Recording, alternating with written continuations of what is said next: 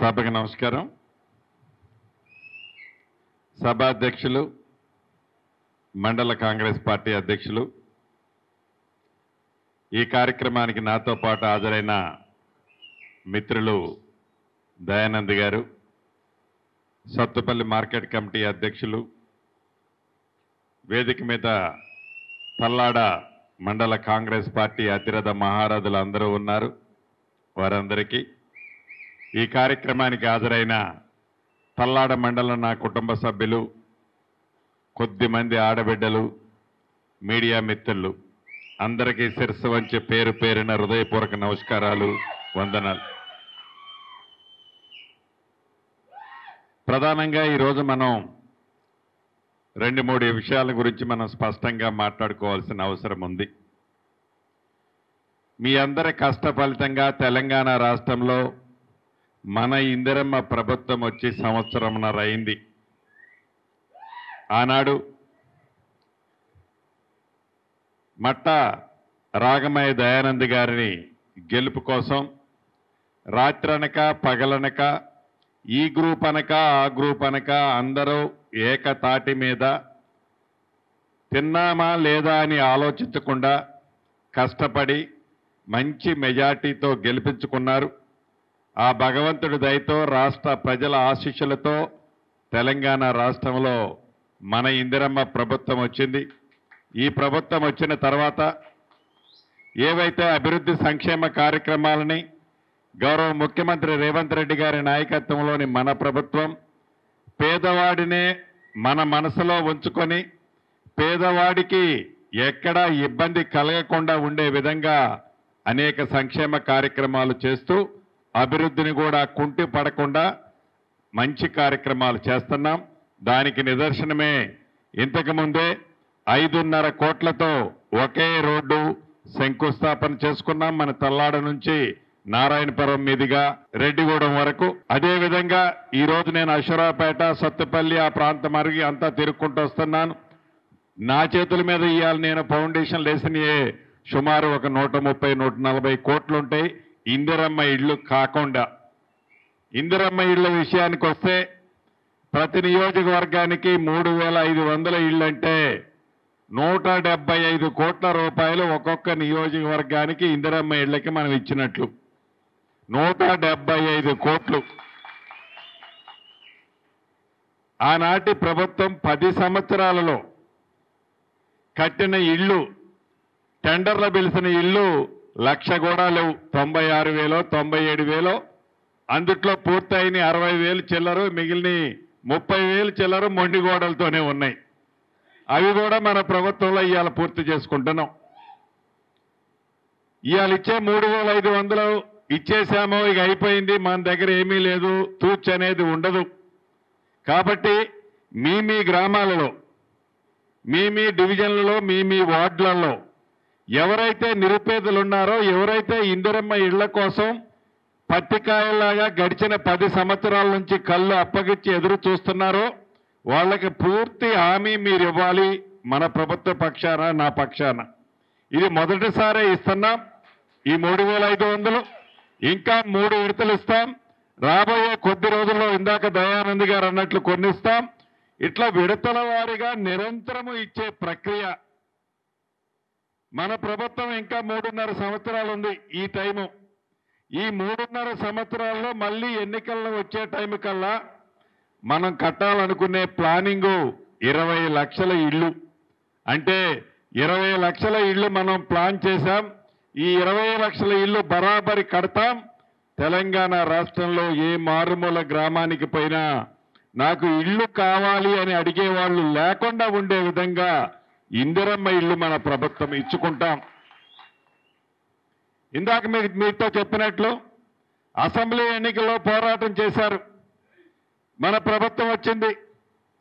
కానీ మీలో చాలామంది వార్డు నెంబర్ల దగ్గర నుంచి మొదలెట్టి జెడ్పీటీసీల దాకా, సర్పంచులు, ఎంపీటీసీలు, జిల్లా పరిషత్ చైర్మన్, ఎంపీపీ, ఇలా అనేక పదవుల కోసం మీరు ఆశపడటంలో తప్పులేదు.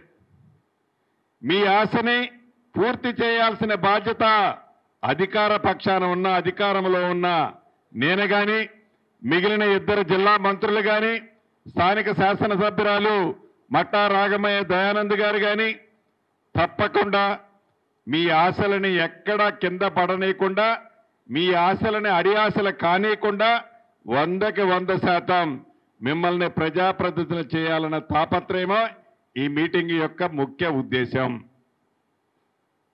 చిన్న విషయాలు మీరు గమనించాలి. ఒక గ్రామంలో 2-3 గ్రూపులు మనోళ్ళే ఉంటారు. అరాకొర గత ప్రభుత్వాన్ని ఏలిన వీరులు ఉంటారు. కుండెట పాలలో ఒక విషమ చుక్క వేసినట్లు వాళ్ళు అట్లా గెలవరు. కానీ వాళ్ళు ఏం చేస్తారంటే మీలో విభేదాలు వచ్చడానికి, మీలో విభేదాలు పుట్టించడానికి ఆ కుండెట పాలలో ఒక చుక్క విషమ చుక్క వేసినట్టు మిమ్మల్ని రెచ్చగొట్టి వాళ్ళు మీ మీద ఎక్కడ నిలబడరు, మీలో మిమ్మల్ని నిలబెట్టే కార్యక్రమం చేస్తారు. కాబట్టి కాంగ్రెస్ క్యాప్ చెట్టు కింద గాలి, చెట్టు కింద నీడ తీసుకుంటున్న మనం ఒకళ్ళు సర్పంచ్గా ఉండండి, ఒకళ్ళు ఎంపీటీసీగా ఉండండి. ఇందాక దయానంద్ గారు చెప్పినట్లు పార్టీ పదవులు ఉన్నాయి, రాష్ట్రంలో పదవులు ఉన్నాయి. అందరినీ తృప్తిపరచడానికి ప్రభుత్వం మందే. కాబట్టి మీరు ఎవ్వరూ ప్రజాప్రతినిధులు కావాలనుకున్న వాళ్ళు ఎవరూ అభద్రతకు లోను కావాల్సిన అవసరం లేదని చెప్పదలుచుకున్నాను. అదే రకంగా ఇందిరమ్మ ఇళ్ల విషయంలో కూడా ఇల్లు రాలేదని ఎవరు కూడా నిరుత్సాహపడాల్సిన అవసరం లేదు. ఇది నిరంతరము ఈ 3.5 సంవత్సరాలు మనం ఇయ్యబోతున్నాం. తప్పకుండా 2వ విడతిస్తాం, 3వ విడతిస్తాం, 4వ విడతిచ్చి ఎన్నికలకి పోతామనేది మీరు స్పష్టంగా చెప్పాలని కూడా ఈ వేదిక నుంచి మీకు తెలియజేస్తున్నాను. అంతేకాదు మన ప్రభుత్వం ఏర్పడిన తర్వాత అనేక సంక్షేమ కార్యక్రమాలు చేశాం. అది 200 యూనిట్ల ఉచిత విద్యుత్ కావచ్చు, 500 రూపాయలకి గ్యాస్ మద్దతు కావచ్చు, పేదవాడికి జబ్బు చేస్తే 10 లక్షల రూపాయల వరకు రాజీవ్ ఆరోగ్యశ్రీ కార్యక్రమం ద్వారా మెరుగైన వైద్యం కావచ్చు, ఆడబిడ్డలు ఆర్టీసీ బస్సులో ప్రయాణం చేస్తే ₹1 ఛార్జీ లేకుండా ఎంత దూరమైన ప్రయాణ సౌకర్యం కావచ్చు, ఒడ్లు పండించిన రైతన్నకు సన్న ఒడ్లకి మద్దతు ధరతో పాటు ₹500 క్వింటాలకు బోనస్ కావచ్చు. ఆనాటి ప్రభుత్వం 10 సంవత్సరాలలో 17,000 కోట్ల రూపాయల రుణమాఫీ చేస్తే మన ప్రభుత్వం 10 నెలలలో 21,000 కోట్ల రూపాయల రుణమాఫీ చేసిన ప్రభుత్వం మంది. ఆనాటి ప్రభుత్వం రైతు బంధు ద్వారా ఎకరానికి 2 విడతల 10,000 రూపాయలు ఇస్తే మన ప్రభుత్వం మొన్న 5 ఎకరాల వరకు 6,000 రూపాయలు ఇచ్చాం. మొన్నటి నుంచి గౌరవ ముఖ్యమంత్రి గారు చెప్పిన దగ్గర నుంచి ఎంత భూమి ఉన్నా ఈ రాబోయే 3-4 రోజుల్లోనే వ్యవసాయానికి యోగ్యమైన ప్రతి ఎకరాకి రాష్ట్ర వ్యాప్తంగా సుమారు 9,000 కోట్ల రూపాయలు 12,000 రూపాయల చొప్పున ఎకరానికి 2 విడతల్లో ఇచ్చే కార్యక్రమం యుద్ధ ప్రాతిపదిక మీద ఇప్పటికే గ్రామాల్లో ఉండే రైతన్నలకి ఫోన్లు టింగ్ టింగ్ టింగ్ అంటూ మీ అకౌంట్లో జమ అవుతున్న సంగతి కూడా మీరు చూస్తున్నారు. అంతేకాదు ఇంటిగ్రేటెడ్ స్కూల్స్ కోసం ఇటు తల్లాడ కల్లూరు మధ్యలో ఒక ల్యాండ్ చూశారు. దానికి కూడా గౌరవ ముఖ్యమంత్రి గారు 200 కోట్ల రూపాయలు శాంక్షన్ చేయబోతున్నారు. దాన్ని కూడా అతి కొద్ది రోజుల్లోనే శంకుస్థాపన చేసుకుంటాం. ఇలా అనేక అభివృద్ధి కార్యక్రమాలు ఆనాడు ఏదైతే ధరణితో ప్రజలు రైతులు భూములున్న ఆసాములు ఎలా ఇబ్బంది పడ్డారో మన ప్రభుత్వం వచ్చిన తర్వాత భూభారత్ వచ్చిన తర్వాత సామాన్యుడికి చుట్టంలా ఎలా ఉందో మీ గ్రామాల్లో ముఖ్య నాయకులైన మీరు చెప్పాల్సిన అవసరం ఉంది. సన్నబియ్యం దగ్గర నుంచి మొదలెడితే రేషన్ కార్డుల దగ్గర నుంచి మొదలెడితే ప్రతి కార్యక్రమం పేదోడి గుండెను తట్టే విధంగా అద్భుతమైన కార్యక్రమాలు ఈనాడు మనం ఇస్తున్నాం. దాన్ని గ్రౌండ్ లెవెల్కి తీసుకుపోవాల్సిన బాధ్యత ప్రతి గ్రామంలోని ప్రతి డివిజన్లోని మీ మీద ఉన్నదని కూడా ఈ వేదిక ద్వారా చెప్పదలుచుకున్నాను. 3వ విషయం మళ్ళీ స్పష్టంగా చెప్తున్నా, ఆనాడు అసెంబ్లీ పార్లమెంటుకి మీరందరూ కష్టపడ్డారు. స్థానిక సంస్థల్లో ప్రజాప్రతినిధులుగా కావాలని మీరందరూ కోరుకునేది ముమ్మాటికి నిజం.